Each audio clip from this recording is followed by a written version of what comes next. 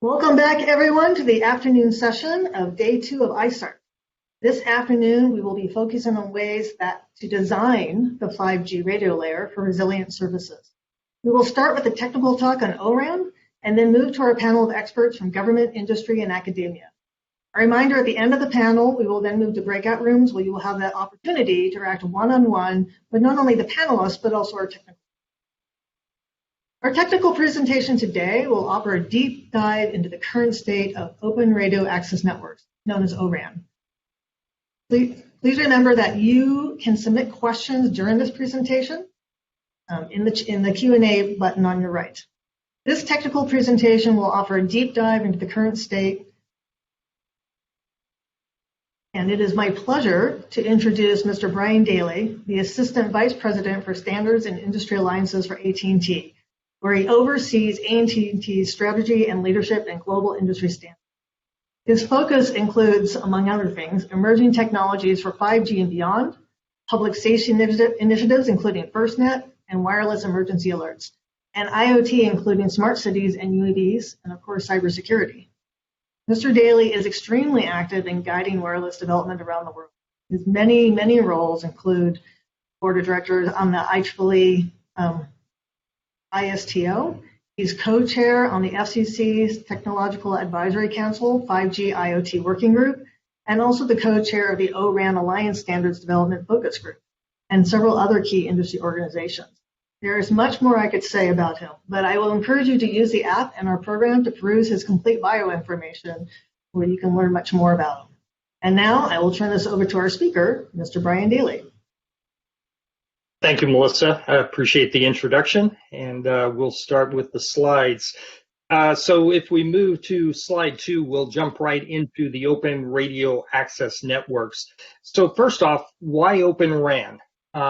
As most of you are probably aware, the goal of having open interfaces is to avoid a lock-in effect where we have proprietary or semi-proprietary implementations, especially in the radio access network, which tends to inhibit competition among suppliers.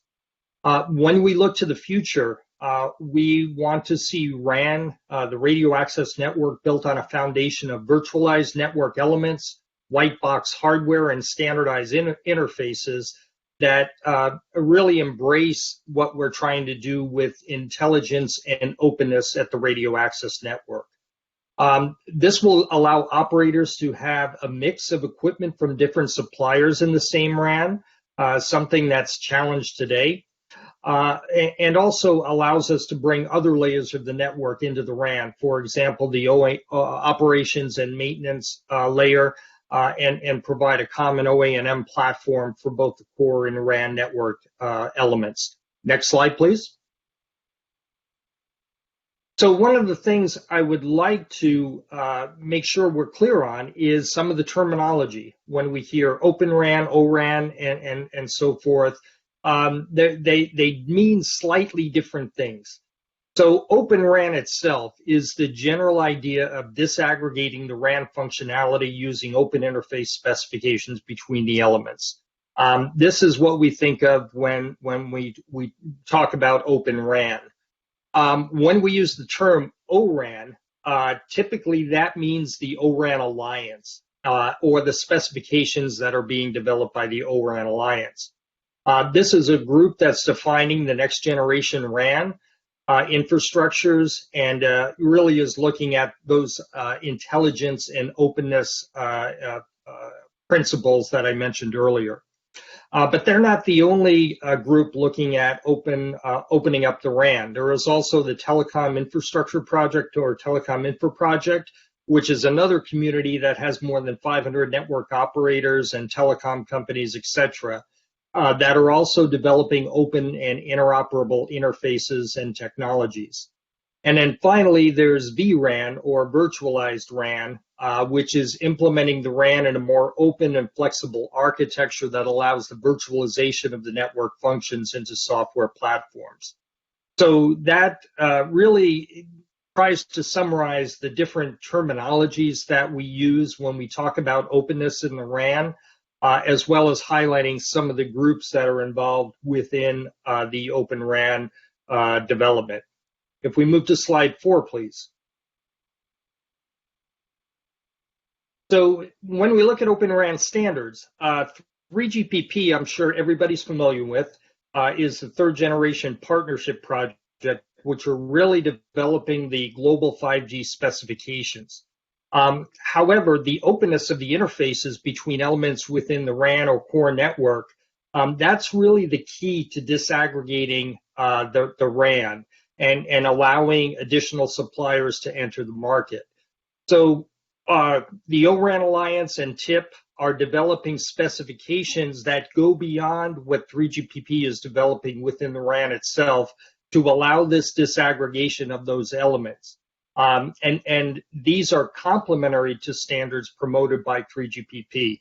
It's not, a competition between standards. It's really taking 3GPP standards, taking the RAN that's being defined by 3GPP and advancing it such that you can disaggregate it into further functions that allow this virtualization and softwareization. The ORAN Alliance, as I mentioned, has developed specific specifications for this, and the TIP project also are looking at that. If we move to slide 5, please. There is also the ORAN software community, which is a collaboration between the ORAN Alliance and the Linux Foundation. And this has the mission of actually creating the software for the radio access network in the open source community. It's leveraging other Linux Foundation projects and addressing challenges in performance, scale, and 3GPP alignment.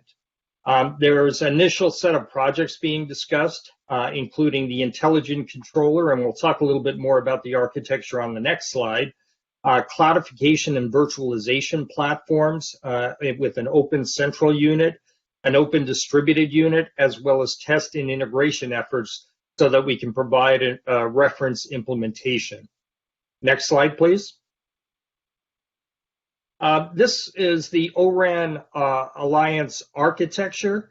We're not going to be able to get it into too many details on today's session because it does require quite a bit of effort to go through and define each one of these. But it's sufficient for this effort just to say that this architecture is based on well-defined standardized interfaces. And what we want to do is have an open interoperable supply chain ecosystem that's supported by and complementary to 3GPP and other industry standards organizations. And again, the goal is to use commercial off-the-shelf hardware with virtualization software that enables abstraction in the form of virtual machines or containers to provide multiple hierarchical cloud development options.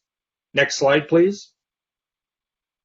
As we look a little bit deeper into the logical architecture, we recall that the RAN was typically traditionally built using specialized, expensive devices, had a small number of vendors, which really dictated everything about the RAN, from cost to capabilities to upgrade schedules and so forth.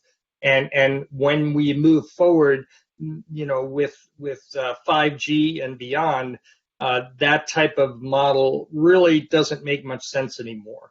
So what we want is to create open hardware specs that any manufacturer can build to, use the software running on those devices from an open source community, an open source library, empowered by the principles of intelligence and openness, and make the architecture the foundation for building virtualized RAN on open hardware with embedded AI-powered radio controls. So we want to bring that intelligence in, have it software-defined, AI-enabled RAN intelligent controller, which really gives the heart of this ORAN logical architecture being that 5G RAN intelligent controller, or RIC, as it's known.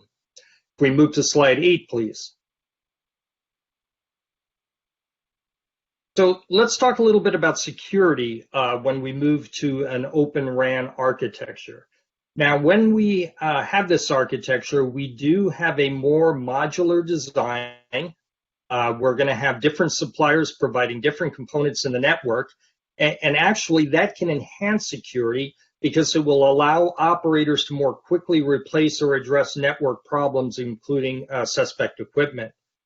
A more intelligent RAN also will enable operators to deploy the security capabilities closer to the network edge. As we move the intelligence into the RAN, as we move the RAN into a more distributed and software-defined, we're able to deploy security capabilities out to the edge of the network, and that'll allow us to more quickly respond to threats and shift network capacity on demand. Now, an Open RAN also provides the framework for all stakeholders to align on a shared understanding of the security requirements so that we can tailor those requirements at a more granular level that has been possible before. Since we have a more modular design, since we're virtualizing the elements and components on the network and providing a focus on the security requirements, we have the ability to tailor those requirements at that more granular level that we're doing. A RAN based on open standards also helps both the users as well as network operators better understand, align on, and demonstrate successful implementation of security requirements. And the other thing to keep in mind is in the software development, we need to introduce secure software development practices into the software community. And that could be through vulnerable library upgrade practices, software composition analysis, security tests, and so forth. We want to treat the ORAN as a zero trust environment, and ORAN security would be defined following best practices such as those in the NIST zero trust architecture. Performing a risk analysis on both the C and S plane traffic to determine if the risk justifies the cost of adding encryption to the front haul interface, and also investigate security use cases that will be core to ORAN, and one that comes to mind, especially when you move to an massive IoT environment, is signaling storm detection and mitigation. If we can move to slide 9, please. So what has the ORAN Alliance been doing? They've been doing a lot of work. They've published 23 new or updated specifications recently. There's a new white paper that came out earlier this year on use cases and development scenarios, which is available on their website. And they also have been looking at a cloud computing platform that can host relevant ORAN functions to enable flexible deployment options in virtualized telco clouds.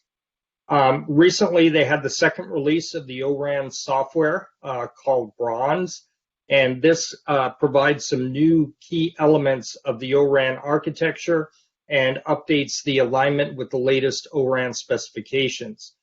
So in here, we have the initial release of the A1 Interface Policy Manager and an A1 controller, which implements the non-real-time radio intelligent controller architecture.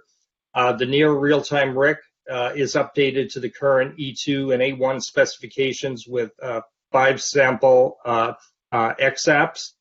And the initial control and data low and high speed contributions to support framework and integration between the DU and the RIC with the E2 functionality and subscription support has been released, as well as traffic steering and quality prediction use case leveraging the E2 interface data ingest pipeline.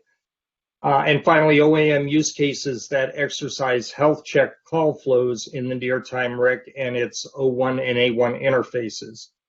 I will also encourage everybody, there's an ORAN virtual exhibition, which has demonstrations of ORAN-based technologies, and the link is provided on this slide. It's a good exhibition to get an overview of some of the ORAN capabilities and further enhancements. Next slide, please. Some of the deployment highlights.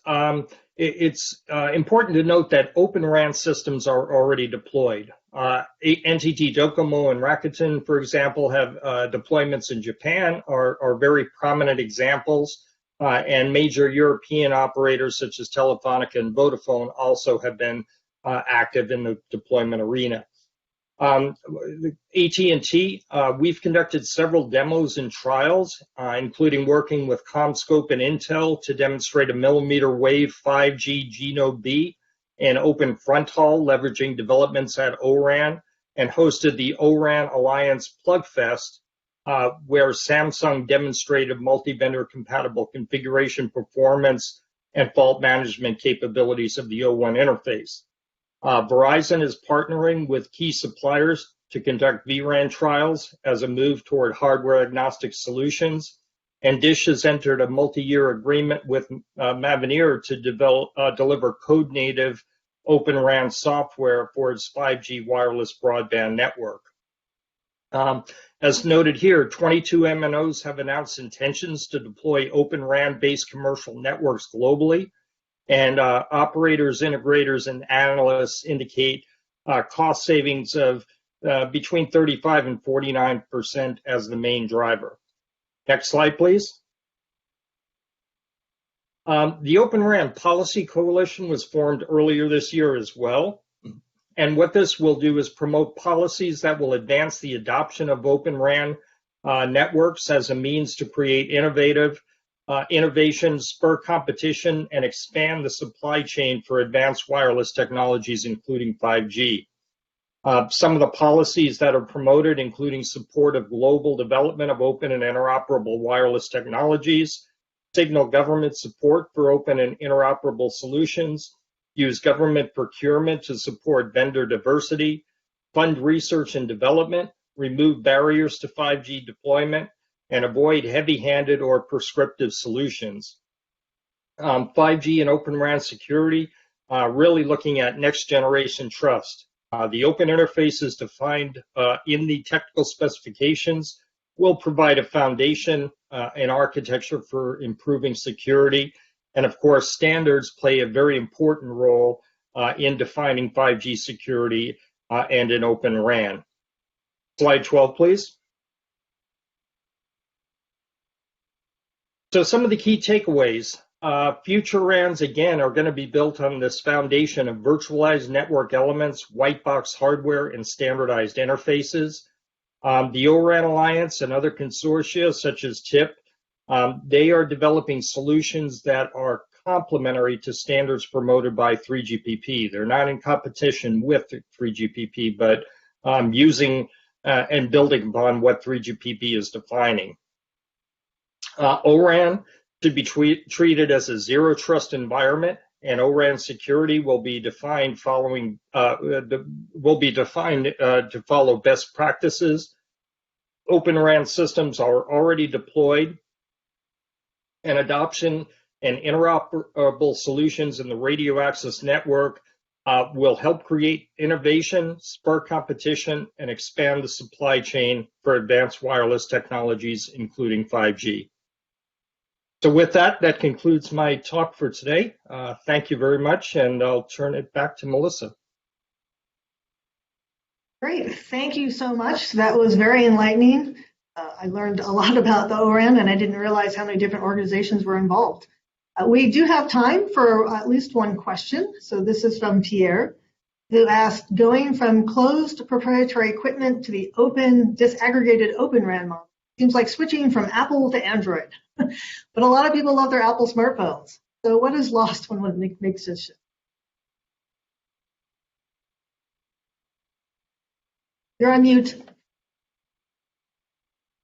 Sorry about that. Yeah, I think it's a little bit more complex than going from Apple to Android. Yeah, certainly it's a jump in the architecture when you're jumping from a more closed integrated solution to more open distributed solution with potentially different vendors. I think the gains outweigh what is lost. I mean, certainly the testing becomes easier when you have a single vendor solution. You don't have to integrate different components together. So one can think of that aspect as being lost. But I think when you look overall, the gains that you get from moving to the open architecture far outweigh what potentially could be lost. Great. Thank you so much. Just want to remind everyone to please come back to the breakout sessions at 2:30 if you want to catch Mr. Daly for more questions. So it is now my pleasure to introduce the moderator of our design panel, Dr. Tom Rhondell. He is a DARPA program manager with a focus on adaptive and reconfigurable radios, improving the development cycle for new signal processing techniques, and really exploring new approaches and applications within the electromagnetic spectrum. And prior to joining DARPA, he was the lead developer of the GNU radio project. I encourage you again all to use the app in the program to peruse the complete bio of not only Tom and our speaker, but also all our amazing panelists. And now I will turn this over to our moderator, Dr. Tom Rhondell. All right, thank you. So I've got a few slides to kick us off here, just to try to frame the conversation a little bit. Rachel, if we go to the beginning here. So we're talking about resiliency at the radio layer. It's a fairly open-ended question in a lot of ways, and that's what I'm hoping to explore here, is to provide some context for, or at least some way to conceptualize what this means. So we just heard about Oran, which is a fantastic project that I think actually helps capture some of these thoughts that we're talking about here. And then once I go through my slides, I'll introduce, we'll go in order through our speakers on the panel. And I think we're going to get some really interesting technical depth on the subject. So I'm going to keep it at the high level as much as possible. So if we can go to the next slide. This is, as I say, an oversimplification of the traditional or the kind of pre-5G, sort of pre-4G cellular model where everything was very discrete. It was very nicely blocked off. You had the user equipment, which was a handset, now our smartphone. You had the base station, you had the core. I'm hiding a lot of details here, but it was fairly separable in a lot of the capabilities. Go to the next slide. Another way to look at an oversimplification of what 5G and beyond cellular networks can look like. This goes back to what you heard from, I know Jeff Reed said it yesterday, Joe Evans said it yesterday, and I think Lisa said it this morning, that this is a revolution. This isn't just a small evolution from 4G to 5G, that it's looking at the world very differently. And what we're looking at here is a perspective of the explosion of opportunities. From instead of just having a handset, now it's the Internet of Things. This is really kind of it coming to fruition. So all of those different apps and services are now part of this whole space of the network. You've got multiple different frequency bands as we go from low band to now we're opening up the mid band. We've got the high bands, millimeter wave stuff. We've got the virtual RAN. It's no longer just a box and a base station. It's virtualized. It's much more. This is the ORAN concept that we just heard about. And then you got the cloud-based core. So everything in the cloud is really, the joke is that the cloud is just someone else's machine, but it's a lot of machines. It's a lot of virtualization of the machine layer, doing all the tasks that we used to rely on as again, these individual kind of core siloed buckets here. If we go to the next slide, there's a huge opportunity. And this is what's, I think, exciting about where 5G is going, is this growth in application space and in the demands that we're going to have for our network. AR, VR is a great promise. I love the idea. We haven't seen a killer app for it yet, but I'm sure we'll figure it out if the network is there to support it.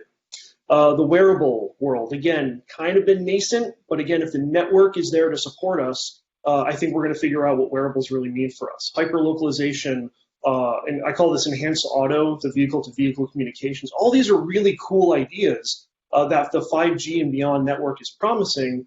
Now, it does come with limitations, though, and that's the power performance scale on the y-axis here. So the more that we push into this future of applications, the harder it's going to be to fit all of that compute power into the power envelope of a lot of these systems that are going to be disconnected from wall power. So it's going to be a battery limited service.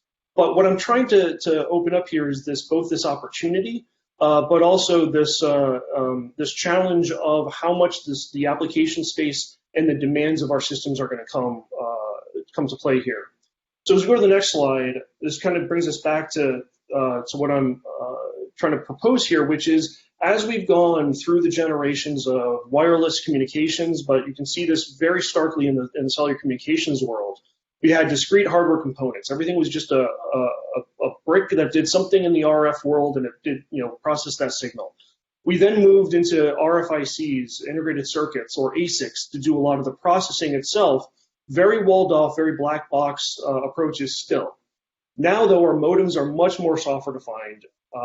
They're much more based on very complex but very programmable RF integrated circuits, and you've got the programmability of the modem and the radio layer. And as you push into the core, these two worlds are colliding more and more, from where it used to be everything was specialized to the chip that were built very specifically for the core, to more of that specialized cloud computing that's been the past, at least generation to maybe generation and a half.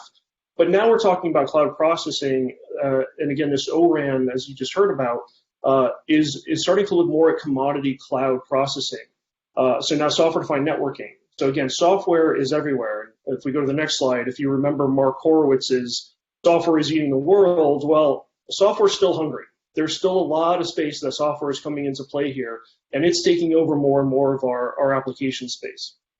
So the point of this, trying to set the stage here, if we go to the final slide here, what I just want to open up here is I like ontologies, or this is more of a taxonomy with a little bit of an ontological twist to it. I'm trying to think of this in terms of what we can look at when we think about resilience at the radio layer, to really what is the radio layer anymore. We can go to the far left, the RF, the resilience at the left. I'm calling them threats, which maybe that's a bit too of a DoD term, because there's more than just threats. There's just issues to deal with. But we'll look at it as threats: intentional, somebody's actively trying to jam you, or unintentional. That's could just be interference or poorly designed systems. But the cyber threats, again, everything being software defined these days, the cyber threats become more realistic. I think I saw Dirk Grunwald in the audience here, so I'm going to quote him and the idea of an RF script kiddie. These are the more easily accessible tools and devices. I'm partially to blame, having led the GNU Radio project, where we built all the open source software to manipulate this type of stuff. You can build attacks very easily. But then you also have the professional and nation state attacks as well. What do those look like in a world where, again, the surface space is all on this programmable plane, interacting with each other? And finally, one of the things that I wanted to point out here is that hardware and software, as I said, they're so intimately tied together and tied to 5G. There's issues with those that we have to deal with from a security perspective, and to be resilient. It goes all the way back to the supply chain. Where are we getting our silicon from? Where are we getting our software from? Configuration management is probably the biggest flaw of security in home networks, not configuring your Wi-Fi router to have proper passwords and user locking down security configurations.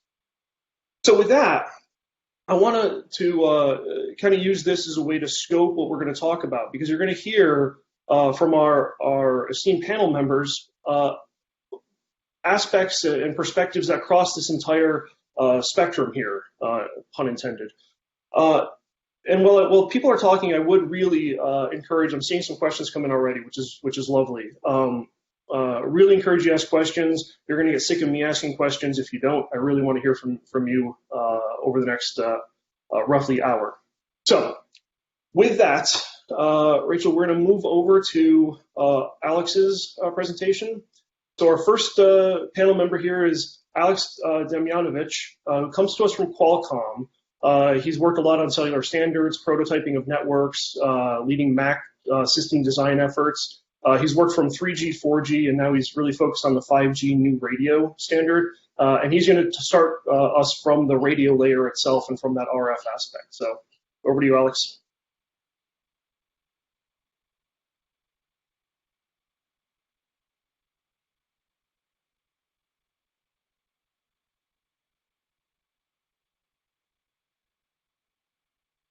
Aleks, you there?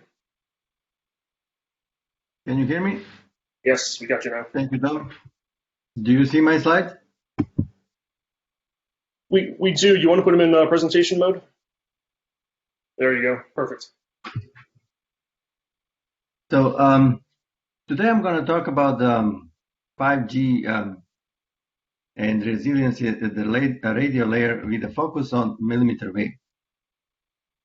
So millimeter wave is mobilizing 5G. It's a new frontier for mobile broadband. The available spectrum is huge. It is 25 times more than what is currently being used for 3G and 4G. So in terms of the available spectrum, which leads to higher data rates, millimeter wave offers great opportunity. We are talking about multi-gigabits data rates due to large bandwidth. So we get much more capacity, and because of the waveform design, we also get lower latency. So millimeter wave is giving us a lot of opportunity in 5G, but in order to millimeter wave for millimeter wave to properly function or to basically provide robust performance, we need analog beamforming. So we need large antenna gain both at the transmitter side and the receiver side to overcome the path loss.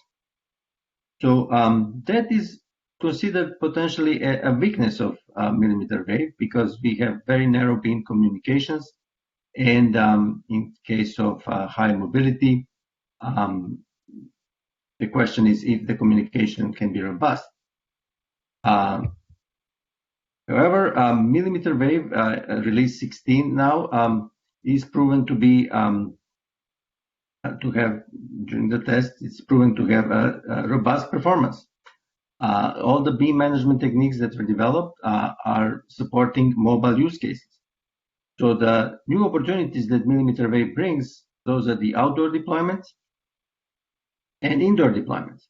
In both cases, these millimeter wave deployments can significantly improve user experience. The outdoor deployments is typically operator deployed, and initial focus is on dense urban. In case of indoor deployments, we basically can complement existing wireless services provided by Wi-Fi, and we bring superior speeds in cases like factories, for AR, VR, stadiums. So overall, millimeter wave is creating value for the overall mobile ecosystem. For operators, service providers, venue owners, infra vendors, device OEMs, etc. So millimeter wave is part of 5G, and in this presentation, I just want to point out that while one may consider that millimeter wave radio is not robust enough, actually, if beam management is done right, we actually have an opportunity to actually provide an extra layer of resiliency by using millimeter wave. And I'm trying to illustrate it in this figure. Millimeter wave, due to analog beamforming, actually has good jammer rejection.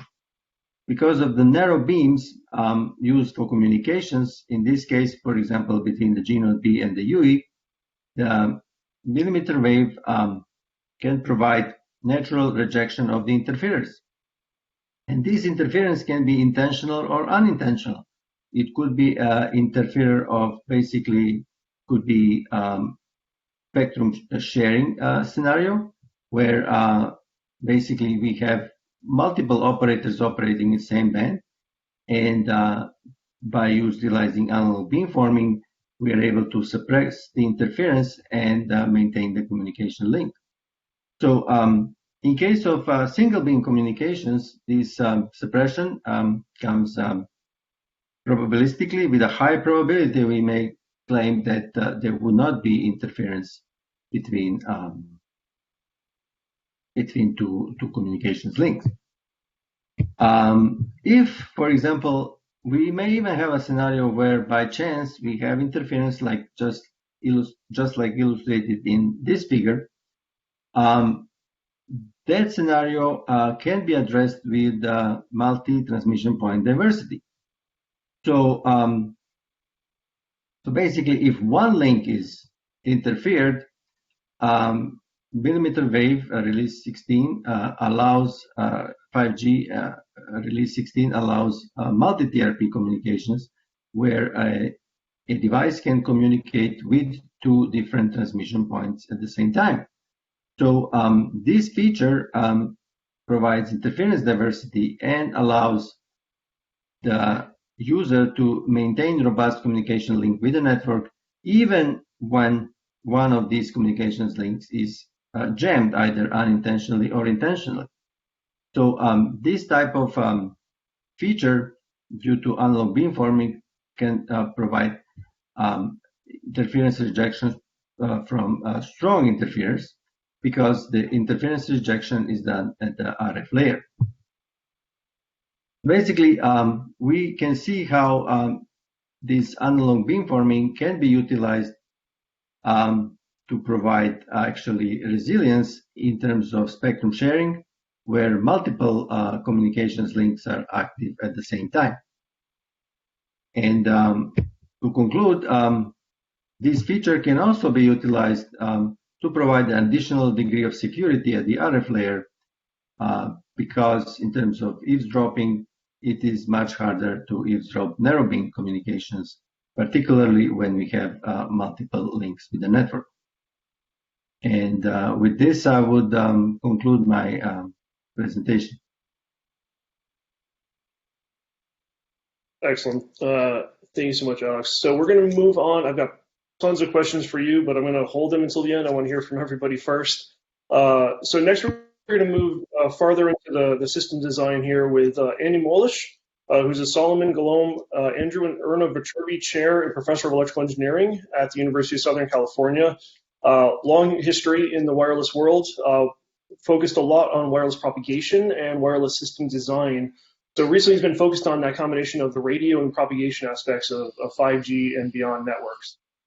So Andy, if we can get your video up, and Aleks, if you want to close your video down. Over here. There we go. Perfect. All right. Andy, you good with audio?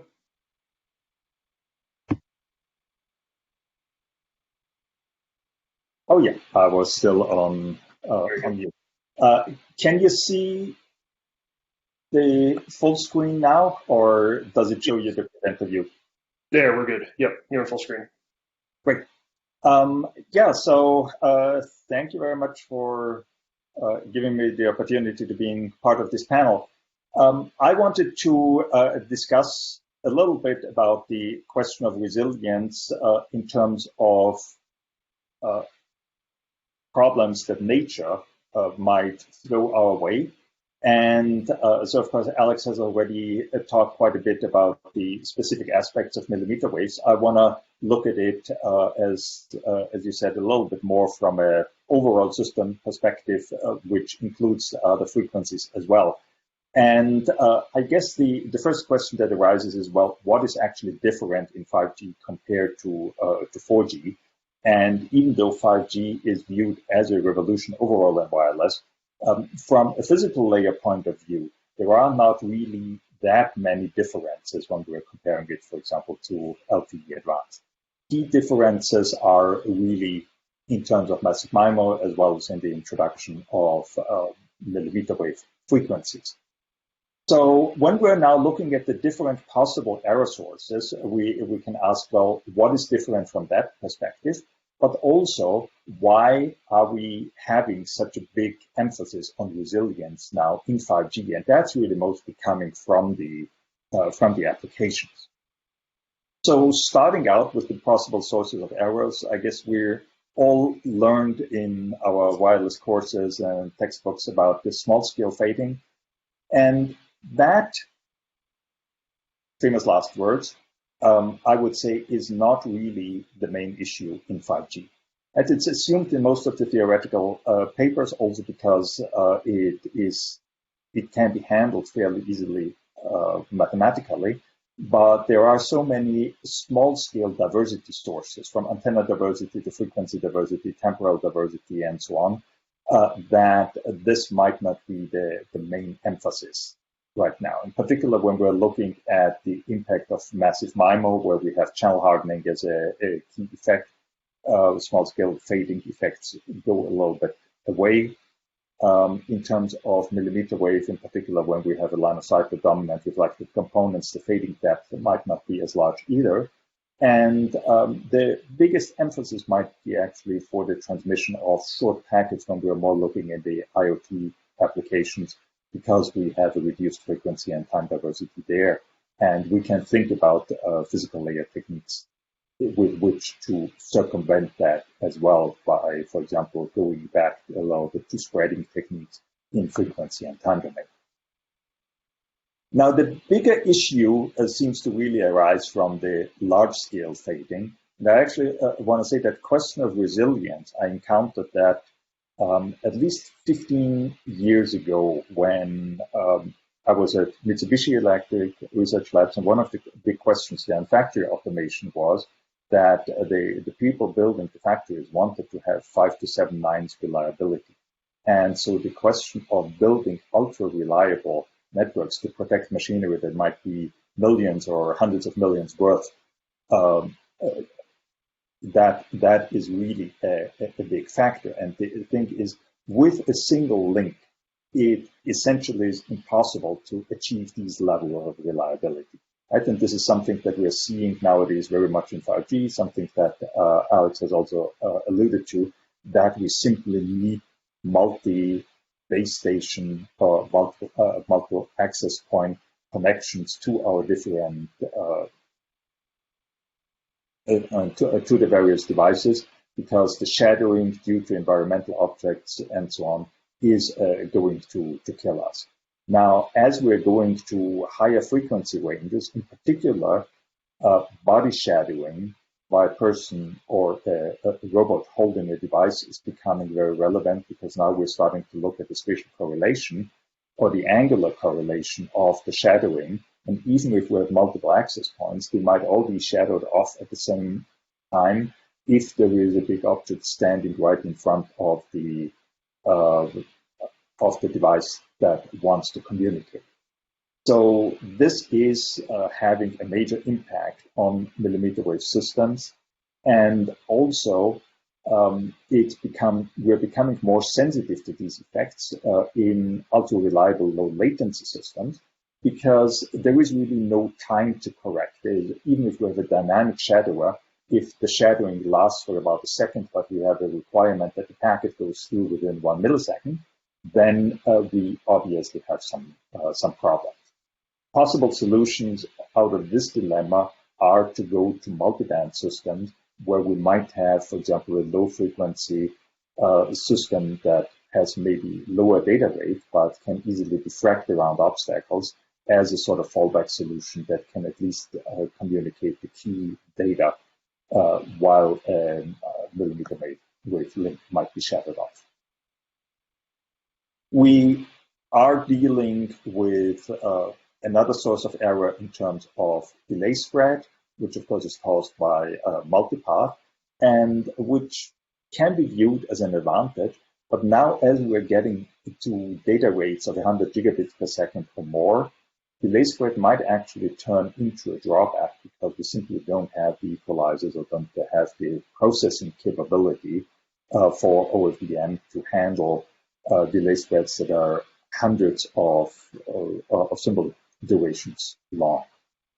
Beamforming and analog equalizers might be some ways of how we can get around this problem.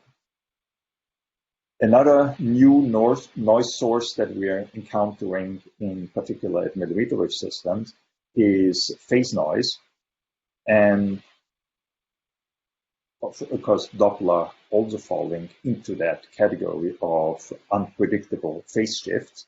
And so this clearly becomes more relevant as we are going to higher frequencies. We pretty much get a linear scaling there. And we have to think carefully about what are the possible countermeasures. That's really something. Phase noise has not been an issue that at below 6 gigahertz has bothered us very much in the past. Another challenge we need to handle in terms of robustness, it was already mentioned that, of course, beamforming is a very important part, both at high frequencies, but also at lower frequencies when we're dealing with massive MIMO systems. And the key question now is, how quickly can we adapt our beam weights as the transmitter or the receiver is moving around. This might be partly a question of how often do we have reference signals, how fast can we do the feedback, how precisely can we do the feedback, but then also when we have dynamic obstacles, then that might be blocking our preferred directions, how quickly can we actually reconfigure and completely retransmit beams into different directions because our main beam has been blocked. The protocols that are foreseen in NR are a little bit on the slow side. We did some simulation work together with scientists to see how fast could these things happen. And there is certainly still room for further improvement and research. Could be via compressive sensing, could be via exploiting machine learning in order to get a better estimate of where to put our beams. Last but not least, the question of interference within the system and coverage.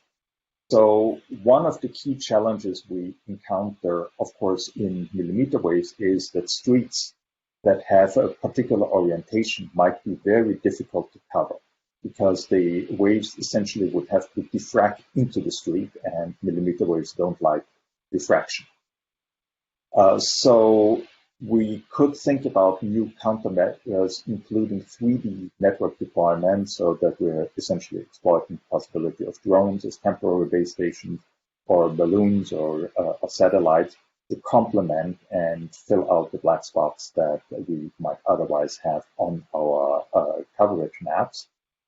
And we also have to consider the question of interference, which of course is becoming critical for high density deployment, where we are now looking at self-read massive MIMO provide less interference and microdiversity.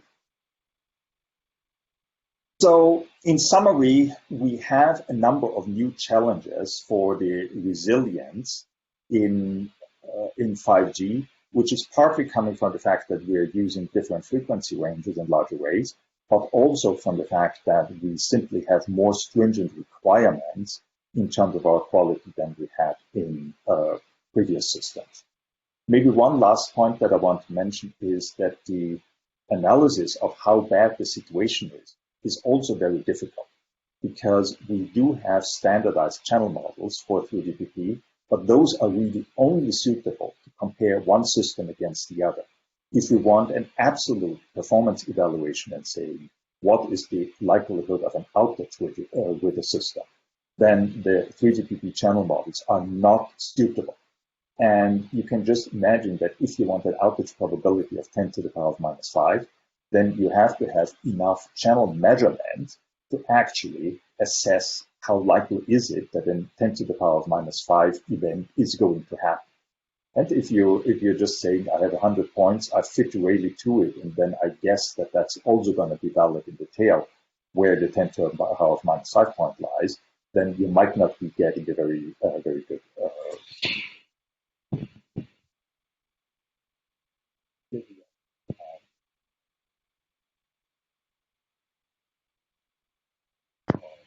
Andy, not sure if it's just me, but we lost your audio.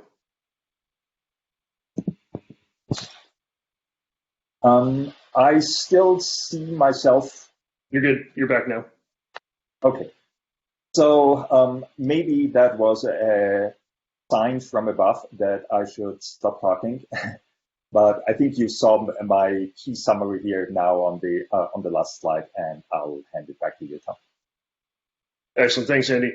And yeah, you actually preemptively answered one of the questions about the channel models and are they relevant for millimeter wave, and I think that is an interesting challenge. In fact, one of my running jokes about 5G is that it's like Star Trek movies, that only the even ones are good. So what you're posing here is a lot of questions about what there were a lot of questions that need to be answered, but they need to be answered based on the needs of the application space. So there's a lot of things that 5G is pushing out there that aren't necessarily based on needs from the consumer or from the market space of applications that are going to be developed.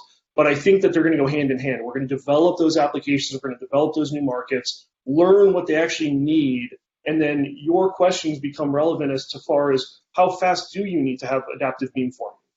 How many beams do you need to support? Those kinds of, and what the fading characteristics do versus those needs. So I think it's a fascinating way to frame the problem that I think really will help us lead to the answers that 6G is going to require from us. So thank you. So more on that later, but let's move on to our third speaker, Kumar Balachandran, who is a wireless communications engineer with Ericsson. He's got a long history of work in all areas of the mobile communications stack, including the physical layer, signal processing, radio resource management, spectrum sharing, protocol design, and systems engineering, all the way from 1G through now 5G. He's also an active member with the Wind Forum and serves on the FCC's Technology Advisory Council. So if we can get, Kumar, your video and audio up, I'll hand it over to you. Yeah, can you hear me? Yes. Okay, great. So I think to start with, we like to think of the entire problem of trustworthiness, from a systems viewpoint, and to look at resilience as one aspect of what we need to consider going towards trustworthiness. It might be a good idea to just step back and then define what we mean by trustworthiness, right? In reality, a system's trustworthiness is really composed of a complex and holistic view of the integrity of the system. Now, the reality is that these views of system trustworthiness actually cover non-technical areas such as business processes, customer appreciation, the actors in the ecosystem, as well as regulatory dimensions. There's no doubt about it. But it's very important for us to gain control over the technical aspects of the system that can solidify the attitude of the system with regard to specific requirements. So the technical basis for trustworthiness in a system consists of those aspects of trust that are derived from measurable or attestable evidence of compliance to requirements on aspects like security, reliability, privacy, availability, safety, and resilience. In this systems view that I have up on the screen, you can see that this is actually a process that spans all the way from development, which starts from standards development to R&D, and various aspects associated with it, possibly regulatory requirements as well get into it. There's a deployment and configuration or reconfiguration of the system. Both of these are sort of related to each other by supply chain aspects as well as continuous integration and continuous development processes. And finally, there's the operational aspect, which is really important, which is that you have to have enough observability in the system by means of measurement, the ability to analyze what's going on, and to detect anomalies and respond to them. And basically, the idea is that now you have this threat and risk landscape that is acting on your system, and this is constantly changing. And you have to derive some sort of a composite idea of how your system is behaving at the top side. Another way of looking at this picture really is using some sort of a trust stack, where you look at trusted nodes and products right at the bottom layer of the stack, and then you go on to a trusted network, followed by operational trustworthiness, and finally how much you trust the business aspects of what you're providing. We can go to the next slide. So we really like to look at resilience as something that is derivative of the availability of the system on the network side, as well as the reliability that you have. And this has implications for the physical layer, just as well as other locations in the network, as well as other layers of the stack. And in 5G, you can look at approaches to this phenomenon that we call NRAR, using techniques like node pooling. One aspect that really comes out of this is the fact that when we justify the development of a new generation, we're really looking at traffic projections or use case projections, and then saying, okay, we really need so much spectrum to handle the number of users and the amount of data that needs to be carried in the system. But when you want reliability and resilience, a lot of it depends on how much headroom you have. So it really depends on how much abundance of resources you're able to add to the system so that you can trade off coverage and system capacity towards establishing the kind of resilience that you require in your system, both to intentional as well as unintentional threats. And of course, there are new 5G core features like network slicing and virtualized network functions and service-based architecture, etc., which each provide certain facilities, but the way you use those facilities to achieve the basic principles of enabling trust in your system and resilience in your architecture is important. And now, physical layer resilience is really aided by design for reliability. This means you have to design for coverage. In 5G, we have this notion of a lean design for control and signaling channels. The robustness of the signaling and control channels are much greater than what you have for traffic. We have the ability to deploy spatial diversity with MIMO, beamforming, densification of networks, etc. And these are all tools available, again, that you can use towards creating a resilient design in your system. Now, of course, every time you add new use cases or new applications, you create new threat or risk surfaces to your system. And every new performance requirement in this sense ends up being a potential risk.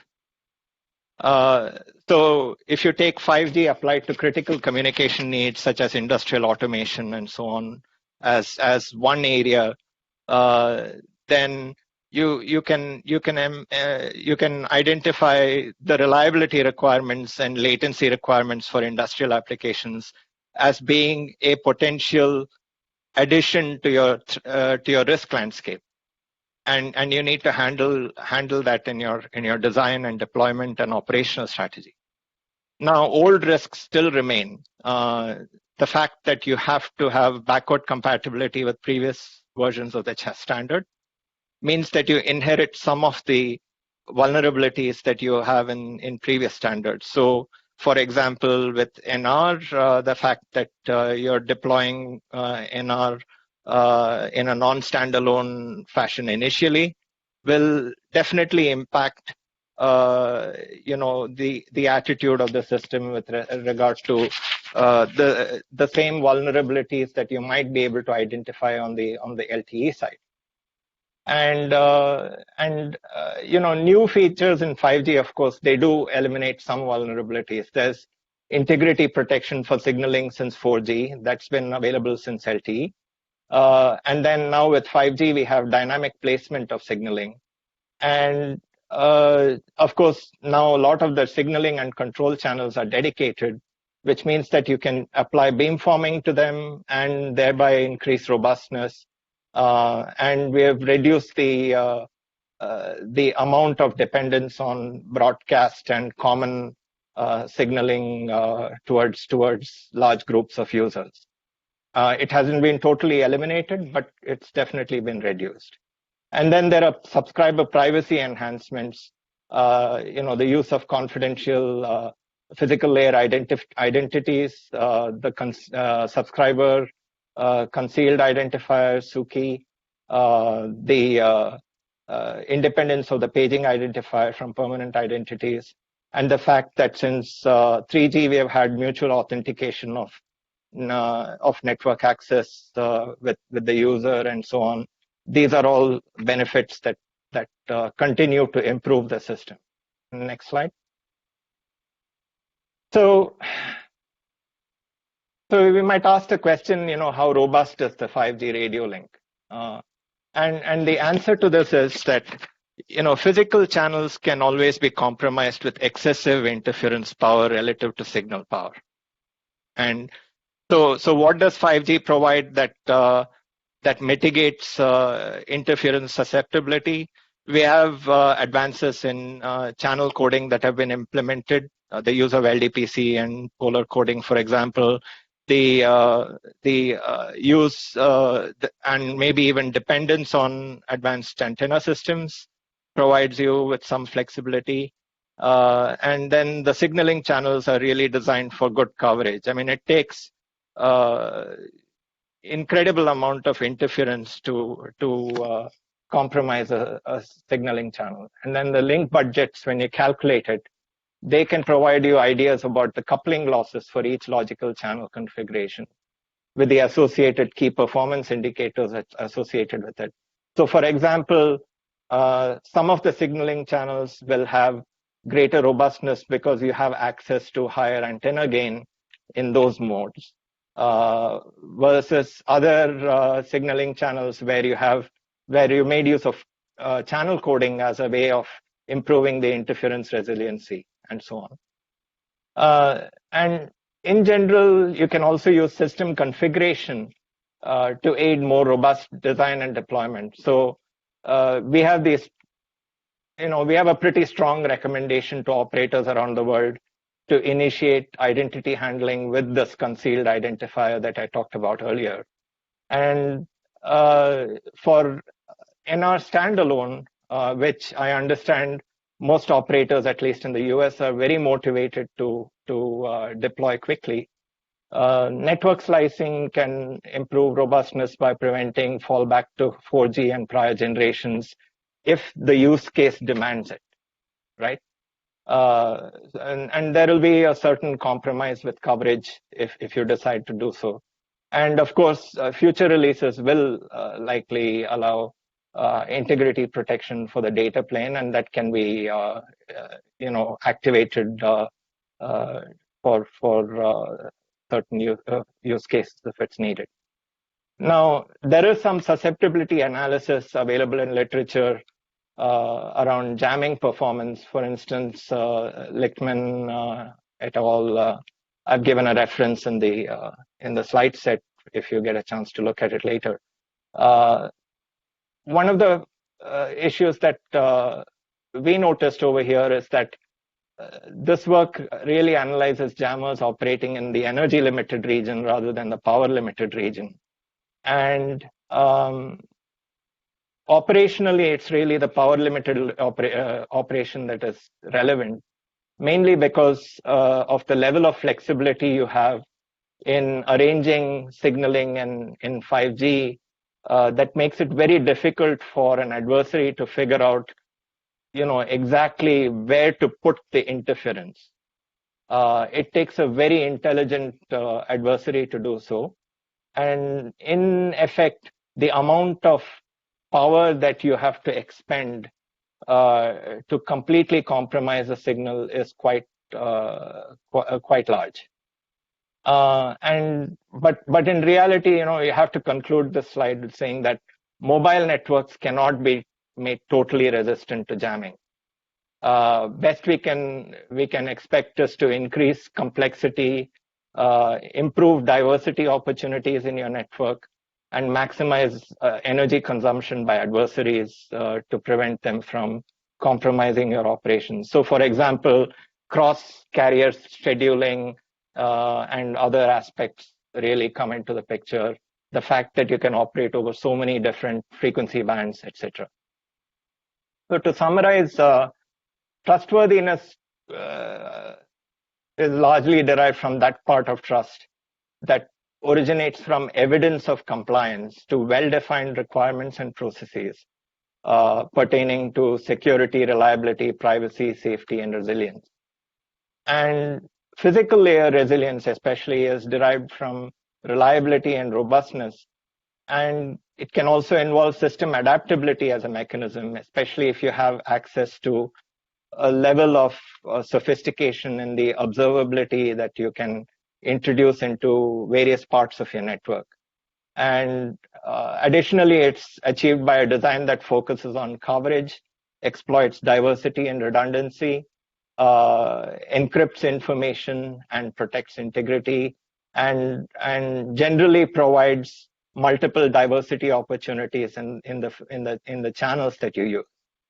And it's important, very important, to couple system observability through continuous measurement analysis and inference. This is an important area for application of, for instance, machine learning, because of the sheer volume of data and diversity of data available in various parts of the network. I'll stop there. Excellent, thank you, Kumar. I was with you for everything up until kind of the end of the last of the previous slide. I think you're right. It's a system perspective. We have to look at the whole thing together. But I think you're overestimating the sophistication and intelligence required to disrupt a wireless network. I think it's a lot more susceptible than what you showed there. And we can maybe debate that a little bit later, get into some more details. But that was the one thing that I picked up on, that a few of us in the software radio world have found lots of ways to cause havoc if we really wanted to. But otherwise, I think you saw Kumar kind of sits in the middle here, looking over the entire stack. So let's move a little bit farther into the system, into the core itself. We're gonna have Pam Patton. We can get her up. So she's a senior communications engineer at the Johns Hopkins University Applied Physics Lab. So I'll probably just be referring to it as APL. She's a technical lead for the 5G wireless communications lab, looking at networking architectures, virtualized cores, and this extends from her previous experience with 4G LTE, both at the lab, and many years of experience in wireless communications for the Department of Defense. So she's going to talk a little bit more about some of the key vulnerabilities that she's looking at for 5G. All right, thank you for that intro, Tom. Let's go ahead and go to the next slide.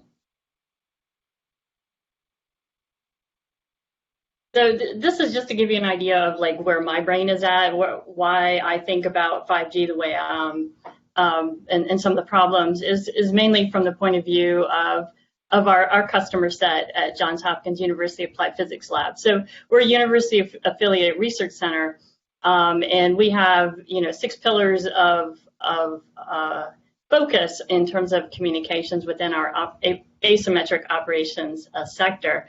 The first 3, nuclear command and control communications. We look at satellite communications, and then cooperative engagement capability and data distribution systems. And then the next 3 is where we really look at, this is where 5G comes into play, is looking at the senior leader communications and how do we secure communications in critical missions. And cellular is a very good tool for communicating on the move, and how do you make that more resilient and more secure. We also have in the next pillar special users. You can look at tactical users, military. How can you tailor cellular systems to meet the needs of those special users? And then the last pillar is advanced communication technology development. And this is how we look at 5G from the point of view of software-defined radios, looking at those GNU radio, open source, and some of those custom software-defined radios, and how do we use 5G in different ways or different parts of 5G to meet the needs of our sponsors. So this kind of gives you an idea of how I'm looking at 5G for this panel. The next slide, please. So this kind of sets up in terms of our focus on RAN. So a majority of, if you look at the 3GPP standards and the technical reports that have been coming out for release 15 and release 16, a lot of those security features are focusing on the network side rather than looking at the RAN side. They focus on integrity, confidentiality, and authentication, which is very important. But we also don't want to forget about the effects of interference, intentional and non-intentional, that will affect the resiliency of, again, this is a whole system, right? So you affect one part and it affects everything. In order to protect one part, you need to put security in all the different parts of that network. So how do you address that RF interference? So again, looking at those specifications, mainly at 33.5, 501 is more on the architecture, looking at those interfaces between the F1 and the E1 interface, and those are within the RAM, but that's more on how do you protect the protocols within the RAN for your integrity protection and against replay and confidentiality. Then if you look at the technical reports specific to release 16, there's a study on 5G security enhancement release against false base stations. And again, you know, that was mentioned earlier. This is a known problem since as long as cellular has been around. Obviously, AMPS, you just need an FM receiver. But once you got to GSM or 2G and above, you know, these false base stations were becoming more and more easy to reproduce. Now they're really cheap hardware and really cheap software, so you see a lot of the base stations. But pretty soon we're going to start seeing UEs that are going to be emulated on those software-defined radios. And then how do you address a UE that you don't trust, rather than how do you trust a base station that you don't trust? Let's go to the next slide. So I figured I would frame this around a specific use case, and like I mentioned earlier, that use case of an uplink or an untrusted UE. I'm glad Brian Daly went before me so he could describe a little bit more detail about those ORAN interfaces. And what I have here with those blue arrows that are pointing up in between the central unit, the distributed unit, and the radio unit, that's kind of where that E2 interface from that RAN diagram that has that near real-time RAN intelligent controller or that near real-time brick. How that can be put into play to make this RAN over-the-air interface more resilient by responding more quickly and autonomously, rather than sending key performance indicators back to a centralized OSS or BSS or some sort of management plane. Have that base station or that RAN radio network act independently based on what they see at those different points. So in this example, you have these rogue UEs, machine type communications or IoT, that are flooding maybe one or a couple of towers. You see a lot of security papers about IoT and refrigerators being taken over and toasters taken over to take down Netflix or some other content delivery network. But in that process, if those devices are geographically located in the same area, they can also flood the RF with too many radio channel requests or like a ratch attack type of scenario. And in that case, they're taking out not only the content delivery network that they targeted, but they're also taking out other users. So how can you use that real-time intelligent control plane to look at that data over time and do some analysis, whether based on like machine learning or artificial intelligence algorithms, to look at this traffic and then see at the RF level that, hey, there's something unusual happening, rather than waiting until all that data gets processed into IP packets and then sent back to the core, that then you have to do your intrusion detection and filtering when that data has become overwhelming. So moving that threat detection to the front, through the RAN, can also make your network more resilient at the OTA layer. And this architecture doesn't rely just on ORAN. If you look at most of the 5G radios that are coming out, whether they're separate cloud-based processing units or they can be separate cards within a chassis, they still have those F1 and E1 interfaces, and you could still monitor the RF level or layers for traffic and anomalies at those different points within the processing chain. It might be within a backplane within a single chassis, or it can be distributed. So that was just a really high level, but I just wanted to put out, a possible use case of how that ORAN could be used for increasing resiliency on a 5G network specifically. And I'll hand it back over to Tom. All right, thank you, Pam. What comes to mind with this one is, you and me are coming at it from a fairly national security and defense perspective, whereas a lot of the KPIs in the specifications are going to be commercially motivated. So your example here, it's interesting to start thinking about what are the risk mitigations and the attack surfaces from the national security versus commercial. How do they intersect? Where do they diverge? And therefore, what's the role of DARPA, APL to help understand those if we're going to use this for national security purposes? So, fantastic way of thinking there. So, okay, great. So we have one speaker left. We're going to bring him up now. So Serge, so he is a program manager at DARPA's Microsystems Technology Office. He and I used to be in that same office together until I moved to Stowe. But so he joined DARPA from Mentor Graphics, where he's a vice president of new ventures. He's been running programs at DARPA related to supply chain trust and assurance. Also some open source design tools for better EDA, so basically chip design and building. But I think he's going to focus on that supply chain in the 5G world for us now. So, Serge? Thank you. Can you guys see me? Yep, you're all good. Let's put it in full screen mode, if we could. I'm not the one controlling that. Rachel, yeah.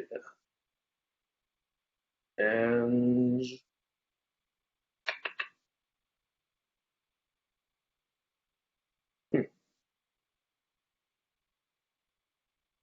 maybe you should hit enable editing and then go full screen. Yeah. So Serge, why don't you go ahead and begin, and I'm sure Rachel can. Yeah. Hi, thanks, Tom, for the introduction. So I focus on EDA and computer architecture type of programs and hardware security. Is my video up or not? Your video, you are up. I think we're still working on trying to get the slides presentation, but I encourage you just to keep going so we can. Should I try to share my screen or?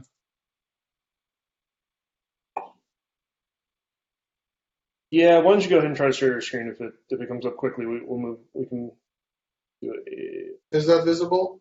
It's coming. Perfect. Okay. Anyway, so my yes. One second. It's cut off. It's not showing us the full thing. So why don't you escape? You know what? If you can just minimize like the bar on the left, let's just go with what you got here, and let's just keep moving. Like this? I think that should be good. Yeah. Okay, thanks, Tom. So basically, what I wanted to talk about here briefly is the program called AISS, Automatic Implementation of Secure Silicon. And while the original plans behind this system were not specific to 5G, but the intent was to look at securing edge nodes in general. So edge nodes, whether they connect to Bluetooth or Wi-Fi or 5G, are all sort of part of the scope here. And so the objective of the program is to automate the inclusion of scalable defense mechanisms into chip designs to enable security versus economics optimization. So if 5G is truly pervasive, then it can be compromised not only at the network level, but obviously at the edge or in a data center. And so the chips themselves that are used to implement data center or the edge node is what we're thinking about how to protect. And so in hardware security, there is not a single solution because all the security strategies come at different price points. To liken this to real life example here, sometimes putting a lawn sign declaring your affiliation with a security company is enough to dissuade some attackers from hitting your house. And then in some cases, even Fort Knox defenses are not sufficient to discourage those kinds of attacks. So in ACE, what we are trying to do is we're trying to come up with next generation design tools that incorporate security of chips right into the design implementation flow. So there are 3 prongs here. One is on-chip security engine. And on-chip security engine is a component that we're adding to any chip that will essentially allow enrollment, authentication, provisioning to ensure authenticity of a particular device, but we can also monitor execution and enforce security policies as the chip runs. We also are working on tools that would be used during the design process to secure the designs. We can obfuscate certain parts of the chip so that it is resistant to reverse engineering. We can watermark pieces of logic that are used to put the chip together, or IP. We can try to do simulation of possible side channel attacks and other kinds of attacks. And we can analyze threats and vulnerabilities. And then to put all of this together, there is the automated integration process that occurs, which is essentially system synthesis. And here we need silicon platforms, generators, interconnect, and we need to optimize all of those things together. So you guys largely come from software. So if you look at my next slide, I'm sort of ignoring the software side threats because it appears that more than enough effort and expenses going into those, into addressing those threats. And the next level of cybersecurity that we're cognizant of on my team is the hardware-software interface, and there DARPA in general and MTO specifically has activities in this area to protect the hardware-software interface. What I'm focusing on is specifically hardware security. And hardware security falls into these 4 categories that we are addressing. One is side channel attacks. This is where an adversary tries to extract secrets from the chip using physical communication channel other than what was intended by the designer. And here we're making relatively conservative assumption that attackers are actually able to listen to what our chip emits during execution. So in other words, this assumption forces us to build more intense protection strategies.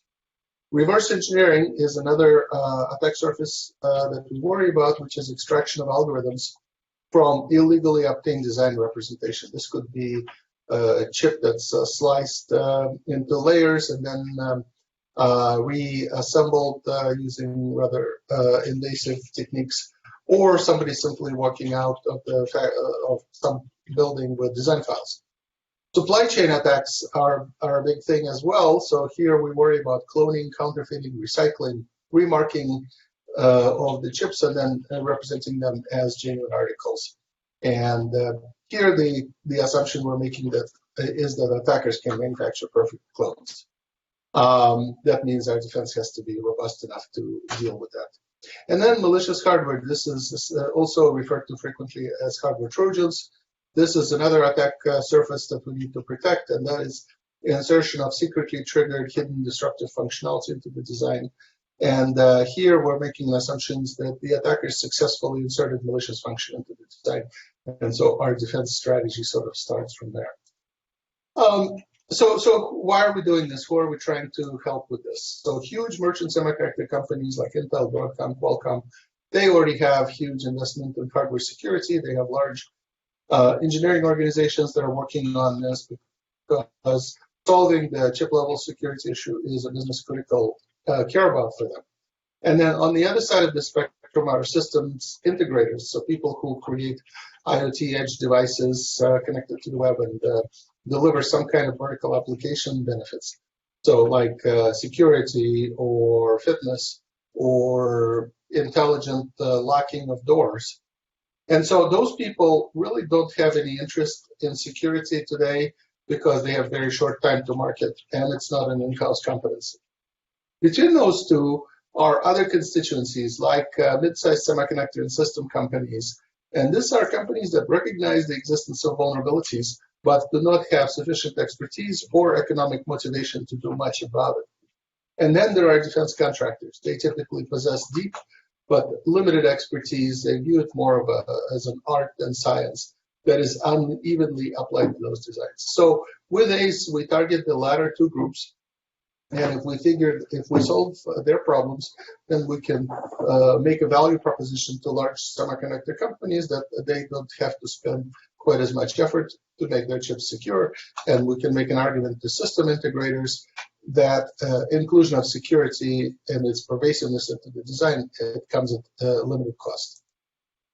So what we're trying to do here is actually do system synthesis. We're trying to automatically generate a chip that implements all the functions necessary for a particular application. And since the late 80s, we've been able to synthesize chips like this and optimize them on this performance versus size curve.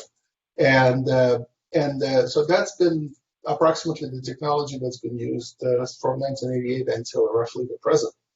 With ACE, we're trying to add the notion of optimizing for power and the notion of optimizing for security.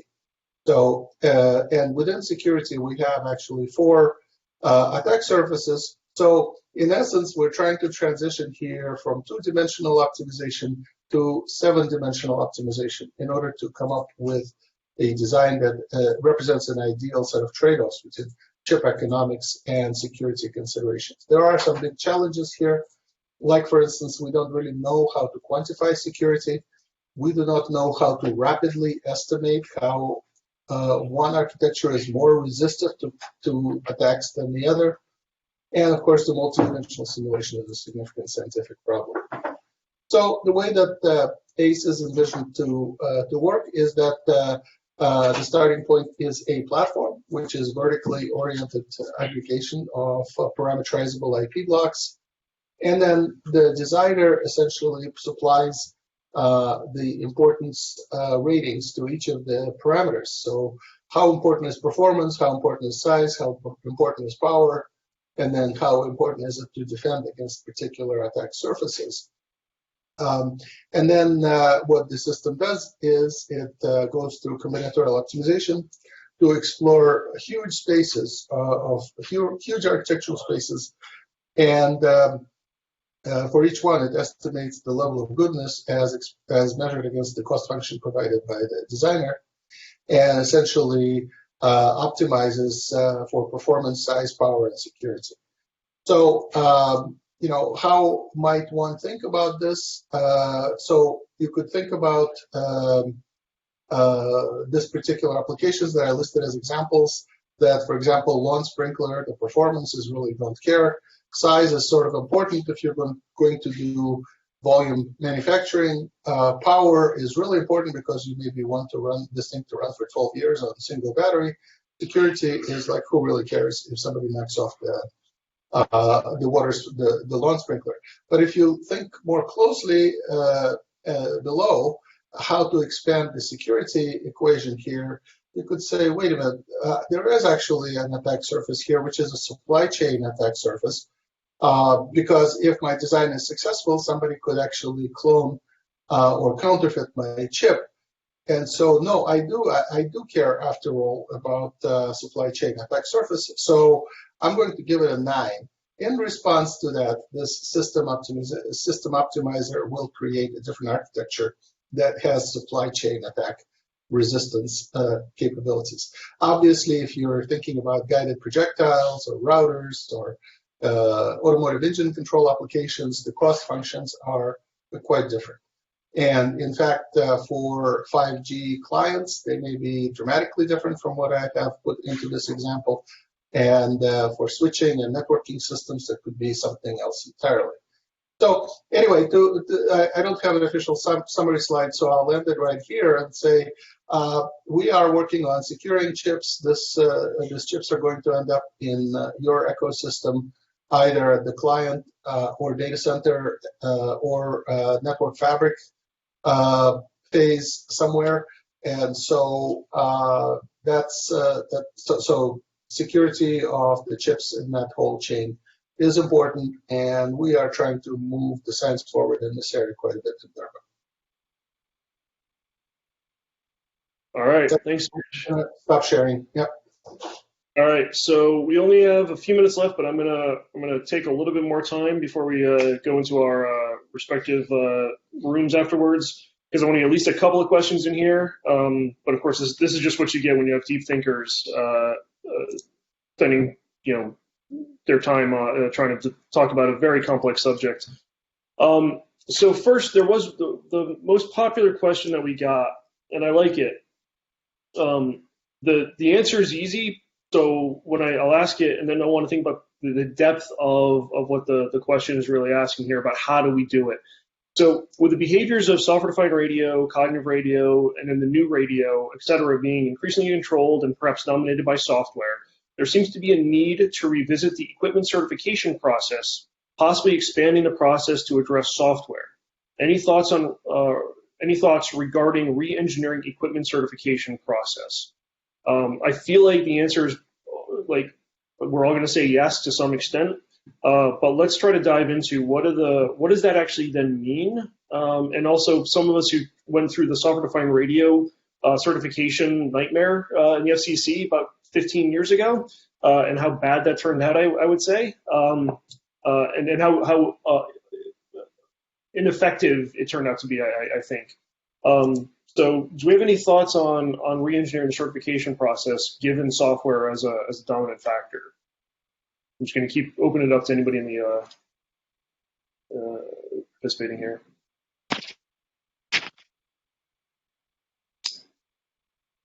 My own view is it might end up being a lot more difficult than we imagine, because software demands to be very flexible. And if you want the flexibility of being able to change your features and functionality on a rapid deployment basis, then it becomes quite difficult.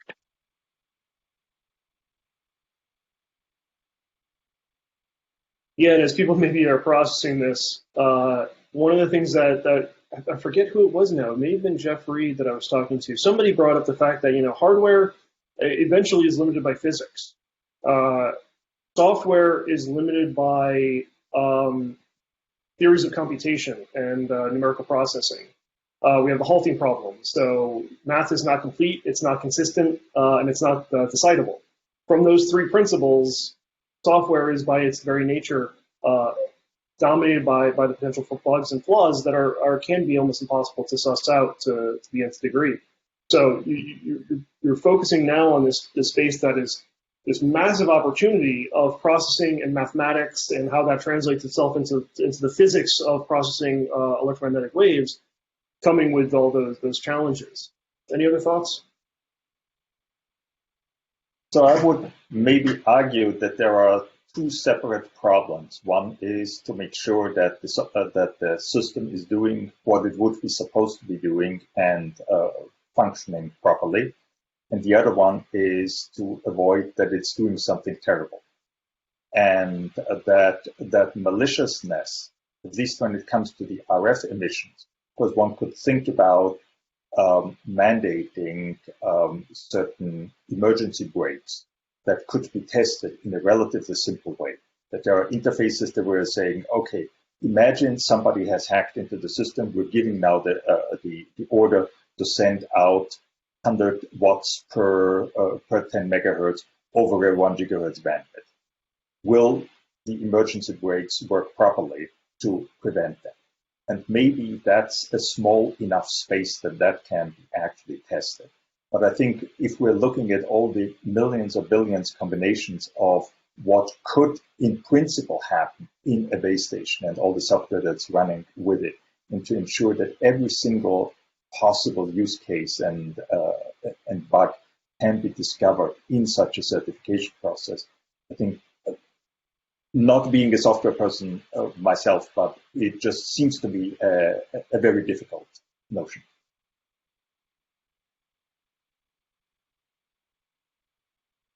You can, to a certain extent, I suppose, introduce traceability into the system to the extent that any software that you deploy is properly attested and is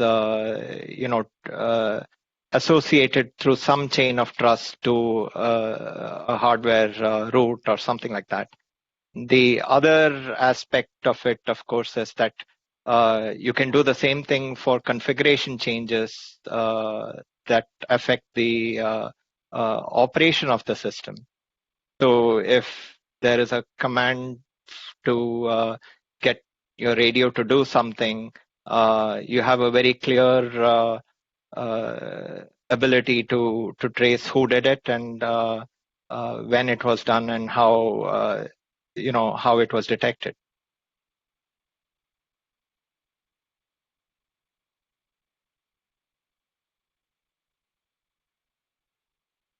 Yeah, I think interfaces is a really interesting one. I think the Oran Alliance and the work that they've been doing, and as even in the DoD, we've been focusing so much more on open interfaces. I'm a big believer in open source software, my background and everything, but open interfaces are probably more important because it allows you to have constraints, mechanisms built into how things communicate between devices. It's more of a pluggable architecture. What's happening inside of that could be opaque or work on, but as long as you're kind of gatekeeping between the systems, there seems to be some value there as opposed to the huge problem of just trying to solve the whole software problem. So I think one last question. It was a multi-parter, really to Kumar, but I think other people will have some opinions. I think Pam for sure.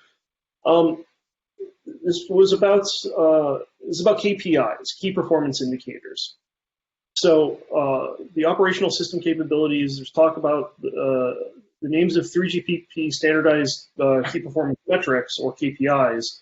There's no coincidence as KPIs are used by wireless carriers to measure performance and keep their networks running smoothly. In a zero trust cellular communications environment that is like a physical and virtual RAN, the core network, what types of KPIs describe trustworthiness? And is something called that considers trust to be a necessary part of a wireless network? So the short answer to this is when I presented it, I didn't really intend for the KPIs to be limited to what 3GPP defines. And one of the aspects of what's happening with 5G and with the system architecture is that we're moving more from a telecom-centric approach to building systems to a more IT-centric approach, if you want to look at it that way, because of all the virtualization and the separation of software and hardware, and the ability to centralize control and create action at remote locations, right? So a lot of the wonderful work that NIST has done, for example, with all the cybersecurity recommendations and so on, they're still valid. And we really have to, take our learnings from different sources and try to integrate it into this composite that I talked about, so that you have an ability to continuously adapt and develop the system towards, creating the right ability, right level of trust that users and governments and operators can have in the system. Yeah, and I appreciated your the chart that you had. That was basically a DevOps cycle. So So that concept of having to take an IT perspective on a lot of these things. Pam, I do want to pull you into this because, as I said, there's different motivations here between government and DoD versus commercial, and the KPIs, when you read their motivation, are very relatable to the commercial drive behind this. And they tend not to, they've lagged at least. I don't want to disperse them too much, but they've lagged in security and trust and the things that we in the DoD take sometimes over seriously to the detriment of actually getting solutions fielded. So how do we balance this from your perspective? Yeah, that's a good point. Because, with security, there's cost, right? And so when we want, a network to be really secure and really resilient for those edge cases where, those machine type devices go crazy, or some sort of flood signaling or flood attack happens on that network, how often does that happen, right? So the probability of these events happening and how do they affect the overall economics of that network? Is it worth investing on a commercial network? Obviously, for a government-owned network and private networks, it's like, hey, let's throw as much security as we can at it. But also in terms of the KPIs for trustworthiness, I've never actually thought of it that way. Because I always think of key performance indicators as something real-time telling me what's happening right now. I'm getting this many RRC connections failed, this many handovers are failing. So in terms of trustworthiness, I think of that in terms of design requirements or key performance of the design, or key parameters of a design that would make something more trustworthy. So I'm not sure if during the operation of a system, could I say it's more trustworthy right now than when it's loaded with traffic? So I'm not quite sure how to answer that question in terms of KPI trustworthiness. But yeah, there's definitely a balance in terms of security, cost, and usability too, right? If your algorithms start detecting a flood of traffic and thinks it's an attack, and it's actually just a bunch of people stuck in traffic. And they're all trying to make phone calls. Now they've all been denied unintentionally by the system. So, there's all those trade-offs between security and how you apply that. But I definitely see in those private networks and those government-owned networks that the security is going to be much higher and much more flexible. The commercial networks, again, it's that, what's the likelihood of it happening, and then what's that cost? Yeah, I think it's a really thought-provoking question about what does trustworthiness mean, what does trust mean. So, I'm not surprised we didn't have an answer, but good thoughts, at least good discussion. I want to wrap up, I think, right now, so we can get on to our whatever they're called, breakout rooms. But I do want to wrap this back to Aleks and kind of put you on the spot for a second, because I thought the way that I bookended our discussion here was starting at the RF layer and going back into the hardware and the supply chain with Serge. But the thing that always strikes me, and I've talked to the folks at Qualcomm a lot about what you're doing in the millimeter wave, and it's fascinating how much more, though, even though we posed it as an RF problem, the nature of the network in order to manage the beamforming and the multiple base stations required to maintain that connectivity, it is, again, that merge of the radio physics and the antenna physics, but with the networking control and the algorithms required behind there.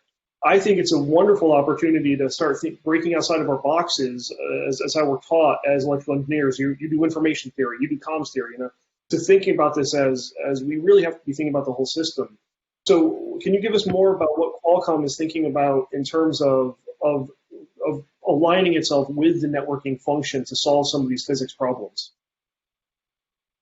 Well, I agree that it's a complex problem, and it has to be looked at not just from the physics point of view, but also the network has to. It's a critical component of millimeter wave system beamforming. So while analog beamforming provides an advantage to basically compensates for the path loss, the beamforming is critical to actually to be maintained. I mean, beamforming has to be maintained during the ongoing communications, and mobility plays here a significant role where we can kind of get in and out of coverage fairly quickly. We can have blockages and so on. So in that regard, very fast and robust beamforming together with diversity. So we talked about multi-transmission points. So we should be able to connect to multiple points and to densify the network so that the UE always has basically a point in the network to connect to, and to minimize latencies when we hand over from one beam to the other. So millimeter wave can actually work pretty well.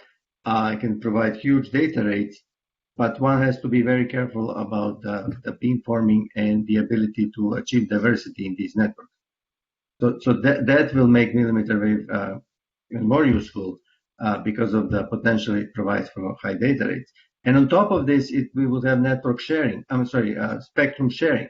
So basically, we can, because of the robustness that millimeter wave offers, we can now maybe allow multiple operators to deploy on the same spectrum in the same area, and just line on beamforming for simultaneous communications. So that's yet another layer of efficiency that millimeter wave can bring.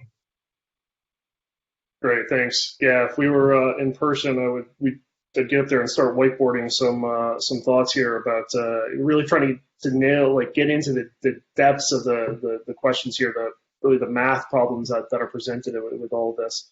But unfortunately, I'm going to close this out right now. I want to leave us with two questions. I don't want to, we don't have time to answer them, but I want to kind of prep them for maybe the breakout sessions, or just to get people's thoughts, because I think they are interesting.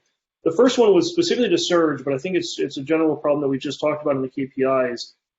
So, Serge, how is trust security measured for a circuit design? So I think we were talking about it from the trust and KPIs, but also trust and circuit design. Just trust in general is an interesting metric that we could think about. And then another question was, are companies already making 5G related chips, keeping security functions in their design criteria as elaborated here? So again, I'm not going to ask for an answer for that one, but I think, just kind of thinking about it. Serge, maybe since you wanted to speak, I'll give you 30 seconds, and then we'll wrap it up. Yeah, Tom. So basically, there are metrics associated with each attack surface, and so it's not a simple answer. This is the security of this chip equals X, and security of that chip equals Y.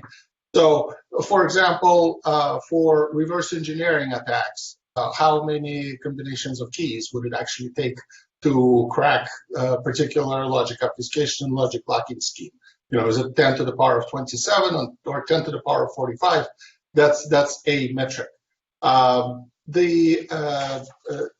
side channel attacks, also the degree of emissions visible outside the chip is a metric as well.